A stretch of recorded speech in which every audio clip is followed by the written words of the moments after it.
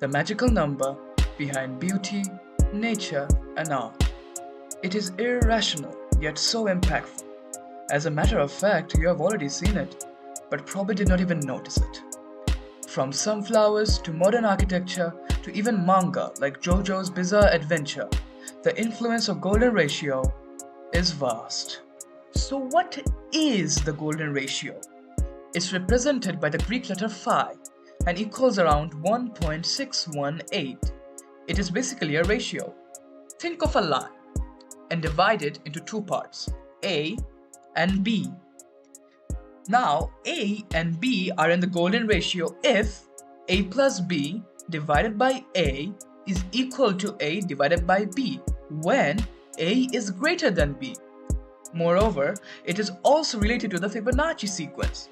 Fibonacci sequence is basically when we add the previous two numbers to get the next number. In this sequence, the number after 21 is 34. So the number after 34 is 34 with the addition of 21, which is 55. As the sequence goes on, the ratio between two consecutive numbers approaches 1.618.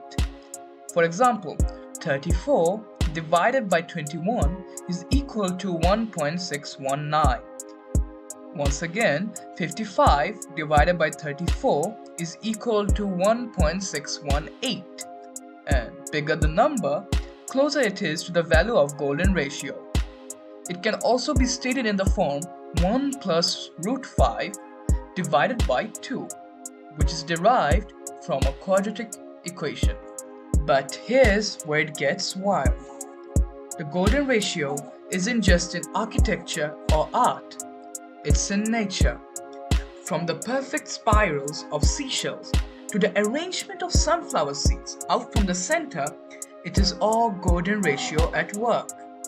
Even the way tree branches grow or the spirals of galaxies, they all follow this ratio. It is like the code of the universe, which makes everything more efficient and beautiful. That's why so many people think the golden ratio is more than just a math concept. It is a blueprint for life itself. Humans have been using the golden ratio for thousands of years. Let's take a look at some famous structures. The Parthenon in Greece, where the length to width ratio is 1.61. The pyramids of Giza, where ratio of slant height to half of the base length is also 1.61. Or even Notre Dame Cathedral, where the height is 1.61 times the width. They all have proportions based on the golden ratio. Why? Because people have always thought there's something naturally pleasing about the balance it creates. Whether they realized it or not, architects were using the same principles that nature uses. These structures have stood the test of time, not just because they're sturdy, but because they look right to us. It's like our brains are wired to appreciate this kind of symmetry, and we don't exactly know why. The golden ratio also found its way into art.